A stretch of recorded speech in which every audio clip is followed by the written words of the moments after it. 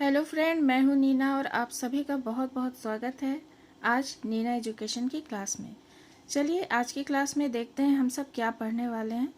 आज हम पढ़ेंगे भक्ति काल की विशेषताओं के दूसरे भाग को। एक टॉपिक चल रहा है भक्ति युग की क्या प्रवृत्तियां थी। पहली क्लास में मैंने आप लोगों को बताया है, एक क्लास पहले हो चुकी है जिसमें निर्गुण भक्ति काव्य धारा के बारे में बहुत सारे पॉइंट्स को मैंने आप लोगों को बताया कि क्या क्या इसके अंतर्गत बातें थी, जैसे केश्वरवाद, जीव और ब्रह्म के मिलन में माया का बाधक बनना, ये सब पॉइंट्स हैं। मूर्ति पूजा और अवतारवाद का विरोध, तो इस तरह से करके बहुत सारे पॉइंट थे, जिसमें कि इसका अंतिम पॉइंट मैंने आप लोगों को बताया था सत्संगति की आवश्यकता। तो चूँकि ये टॉपिक इतना बड़ा है कि इसके आंसर को हम लोग बहुत थोड़े में नहीं पढ़ सकते, और उसी को आगे बढ़ाते हुए ये इसका दूसरा भाग है जिसमें जो पॉइंट्स बच गए हैं उसके बारे में हम पढ़ेंगे। तो आज की क्लास में हम लोग क्या क्या पढ़ेंगे, तो सबसे पहला पॉइंट जो बनता है, हम लोग पढ़ रहे हैं निर्गुण भक्ति धारा के बारे में। तो निर्गुण भक्ति धारा को ही आगे हम लोग कंटिन्यू करते हैं और उसके पॉइंट्स को देखते हैं, जिसमें कि अगला पॉइंट है आचरण की शुद्धि पर बल देना। इसमें संत कवियों ने आचरण की शुद्धता के बारे में बताया है, कैसे हम लोग आचरण को अपने शुद्ध रखें। जात पात, माला जाप, तीर्थ, मंदिर, मस्जिद आदि का इसमें विरोध किया गया है। उनका कहना था इससे कुछ नहीं होता, अपने आचरण को सही रखें, अपने विचार को शुद्ध रखें और उसके बाद कर्म करें। निराकार रूप में ब्रह्मा की उपासना करें, यही उनका सिद्धांत था। वो कहते थे, एक उनका मतलब एक वाक्य होता था, उनका मानना था कि अगर आपका मन साफ है तो आप कहीं भी कुछ भी अच्छा कर सकते हैं। जैसे एक लोकोक्ति कहावत जो कहें, मन चंगा तो कठौती में गंगा। आपका मन साफ है तो आपके पास गंगा कहीं पर भी है। तो ये मन की पवित्रता होती है जो सत्य, अहिंसा, प्रेम, सेवा और परोपकार आदि के माध्यम से आपके जीवन में आती है और जीवन को ऊंचा उठाती है। यही होती है आचरण की शुद्धता।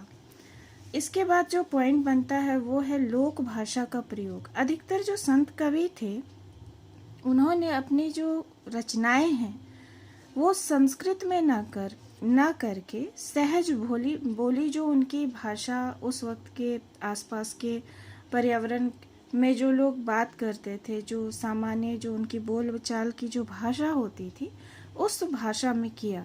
क्योंकि हम सभी जानते हैं कि सबसे पुरानी भाषा संस्कृत है, और जब इन संत कवियों ने अपनी रचनाएं की तो संस्कृत के बदले लोक भाषाओं का प्रयोग किया। इसका कारण ये रहा कि जब आम बोलचाल की भाषा में कोई रचना होती है तो वो समझने में सरल होती है, तो वो ज़्यादा से ज़्यादा लोगों तक पहुंचती है। ऐसे कौन कौन सी भाषाएं थीं, तो ब्रज, अवधी, खड़ी बोली, हिंदी, बुंदेलखंडी, उर्दू, फारसी इत्यादि जो उस वक्त में बोली जाती थी। अब अगले पॉइंट में देखते हैं मुक्तक काव्य की रचना। मुक्तक काव्य क्या होता है, तो देखिए मैंने कुछ क्लास में पहले बताया है, तो यहाँ पर इस पॉइंट में क्या कहा गया है कि जो रचनाएं होती थी उसके बारे में कहा गया है कि वो किस तरह से रची जाती थी। तो निर्गुण उपासक जो रचना करते थे वो अधिकतर मुक्तक रूप में फूट कर छंदों की रचना होती थी। इसका उद्देश्य लोगों में शुभ आचरण और ज्ञान भक्ति का प्रचार करना था।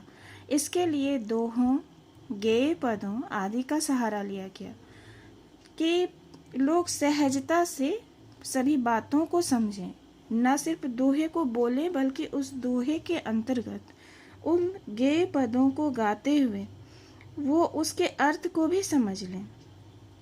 और इसीलिए मुक्तक काव्य की रचना में उन्होंने अपनी मुक्तक काव्य के रूप में अपनी रचनाओं को किया, ताकि उसे लोग सरलता से याद भी रखें और उसको समझ भी पाएं और इसे सुनाया जा सके।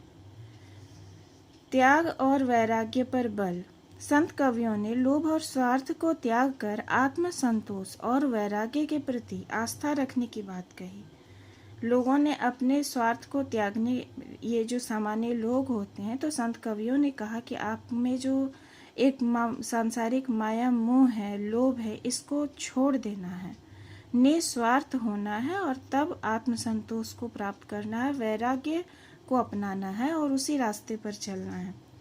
तो ये सभी जो पॉइंट्स हम लोगों ने अभी तक पढ़े, जो पिछली क्लास से चले आ रहे थे और अभी यहाँ इस पॉइंट पर आते हैं, तो यहाँ खास बात यह है कि ये सभी बातें ज्ञान मार्गी शाखा से संबंधित हैं, जिन्होंने ज्ञान को मार्ग बनाया था। इसके जो दूसरी शाखा थी शगुन की ही, वो थी सूफी काव्य की, और इस काव्य धारा में भी कुछ कुछ बातें कही गई हैं और दोनों ही सब मतलब निर्गुण के ही उपासक हैं, लेकिन कुछ कुछ बातें कुछ अंतर रखती हैं। अब सूफी जो काव्य है इसकी क्या विशेषता थी, ये इसी में आ जाएगा। तो इसमें जो पहला पॉइंट आता है वह है गुरु महिमा।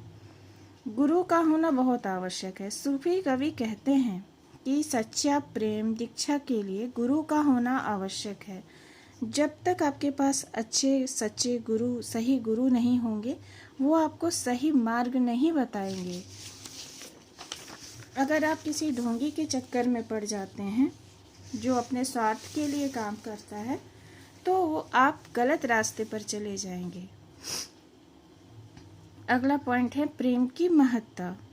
सूफी संत कवि जो थे वो प्रेम पर विशेष बल देते थे, जबकि संत कवि ज्ञान पर विशेष बल देते थे।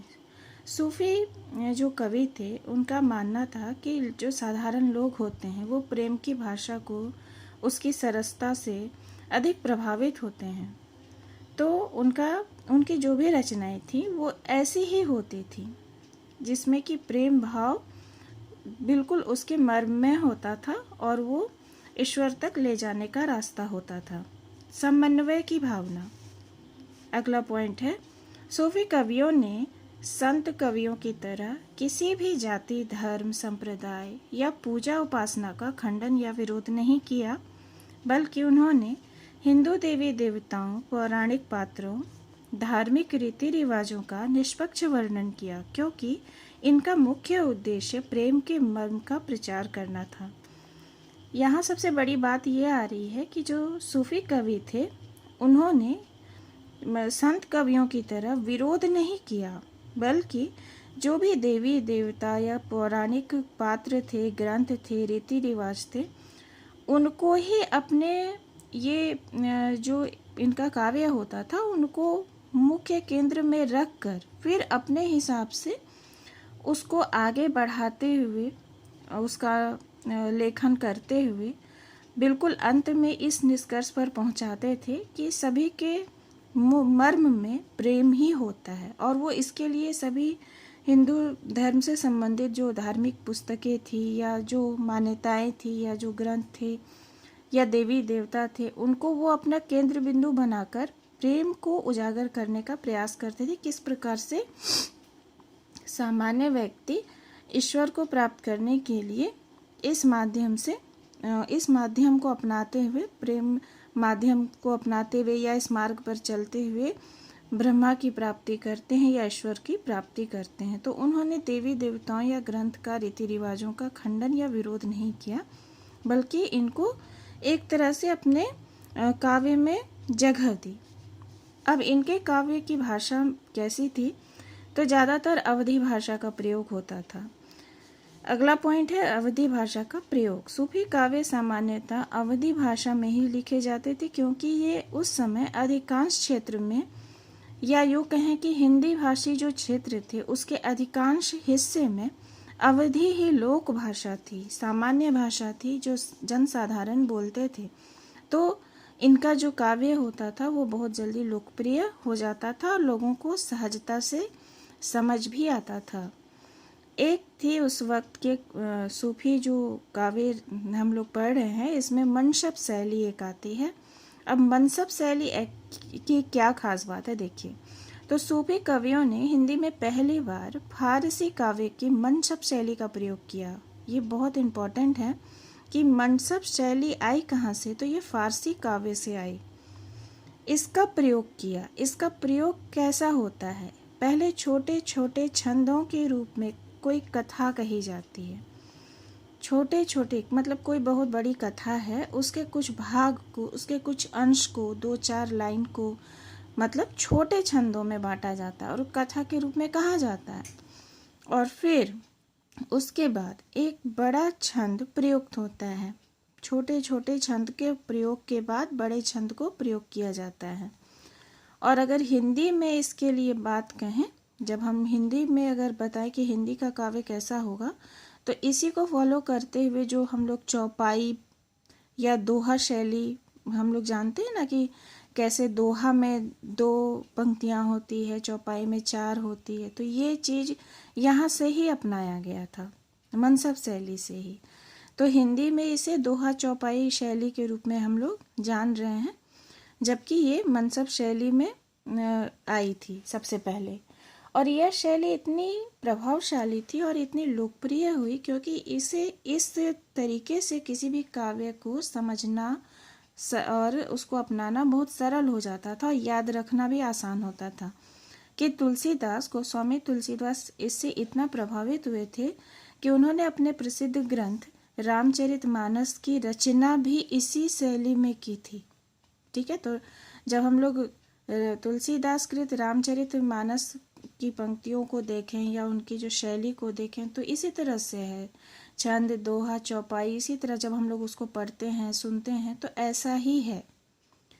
काल्पनिकता का अधिक समावेश होता है, तो सूफी काव्य में अधिकांश काव्य काल्पनिक होते हैं। मतलब कि सूफी जो कवि होते थे ना, वो किसी पात्र को तो लेते थे, ठीक है, जैसे किसी देवी देवता के पात्र को लिए, लेकिन उनसे जुड़ी हुई जो कथाएं वो बोलते थे वो पूर्णतः काल्पनिक होती थी और उस कथा के माध्यम से बताने का प्रयास करते थे कि ईश्वर तक पहुंचने के लिए कैसे प्रेम मार्ग को अपनाना चाहिए।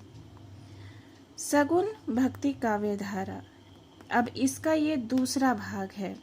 पहले हम लोगों ने निर्गुण काव्य धारा के बारे में पढ़ा, अब हम लोग इसके तीसरे भाग में सगुण काव्य धारा के बारे में पढ़ेंगे कि भक्ति काल की जो विशेषता थी उसमें जो सगुण भक्ति काव्य धारा है उसके अंतर्गत क्या क्या पॉइंट्स आते हैं। क्योंकि अभी ये 2 भागों में हम लोगों ने निर्गुण काव्य धारा के बारे में पढ़ा। भक्ति काल में जो 2 प्रकार की काव्य धारा हम इसकी विशेषता रही है, सगुण और निर्गुण। तो निर्गुण के अंतर्गत काफ़ी सारी बातें पढ़नी थी, इसलिए वो एक क्लास में समाहित नहीं हुई और 2 क्लास में मैंने बताया। अगली क्लास में हम लोग सगुण भक्ति काव्य धारा के बारे में पढ़ेंगे। थोड़ी सी बड़ी है, लेकिन ये तीसरे क्लास में ये वाली जो सगुण भक्ति काव्य धारा है इसे मैं आप लोगों को पूरा बताऊंगी और ये पूरी तरह से कंप्लीट हो जाएगा। चूँकि मुझे लिखना भी पड़ता है, अलग अलग बुक्स को देखना पड़ता है, समझना पड़ता है, और बुक में जितनी भी बातें होती है हर कुछ लिखा नहीं जाता है, तो उसको पढ़ के समझ के छांट के जो उपयुक्त बातें होती है बस उसको ही, क्योंकि मैं एक आंसर राइटिंग की तरह आप लोगों को लिखा देती हूँ कि आप इसे अपने उत्तर में इस तरह से लिख भी सकते हैं, जबकि मैं ऐसा नहीं कहती कि आप बिल्कुल इसी को कॉपी कर ले, इसी तरह इसी को लिखें, लेकिन हाँ आंसर राइटिंग ऐसे ही की जाती है कि आप मुख्य मुख्य बातों को लिखें, क्योंकि शब्दों की संख्या सीमित होती है। ठीक है, तो उस चीज़ को मैं ध्यान रख करके बताती हूँ ताकि आप लोगों को नोट्स बनाने की एक शैली पता हो और आंसर कैसे लिखते हैं वो भी पता हो, तो ये फ़ायदेमंद होगा। तो इसके अगले भाग में हम लोग इस टॉपिक को कंप्लीट कर लेंगे। मैंने लिख रखा है, थोड़ा सा कुछ बचा हुआ है, तो उसको कंप्लीट करके मैं आप लोगों को वीडियो उपलब्ध करा दूंगी। तो इस प्रकार से हिंदी साहित्य के भक्ति युग की 2 जो पॉइंट्स थे, निर्गुण भक्ति धारा और सगुण भक्ति धारा में निर्गुण भक्ति धारा कंप्लीट हो गई और सगुण भक्ति धारा की एक क्लास में आप लोग इसे पूरा आंसर आप लोगों को मैं करा दूंगी। मैं बस इतना कहना चाहती हूँ कि आप लोग जब भी मेरे क्लास को देखें तो आप लोग कॉपी पेन लेकर रखें और सुनने के साथ साथ लिखें भी, तो इससे आप लोगों को अभ्यास होगा लिखने का। जो भी नए मित्र बनते हैं उन्हें ये पता होना चाहिए कि लिखना बहुत ज़रूरी है। जब तक हम लोग लिखेंगे नहीं तब तक हम लोगों को याद नहीं होता है, तो बार बार लिखने का अभ्यास करें। अगली क्लास में मिलते हैं। अपने विचार मुझे अवश्य बताएं। और हो सके तो ज़्यादा से ज़्यादा मित्रों को इस क्लास को शेयर करें ताकि उन्हें भी लाभ हो। धन्यवाद।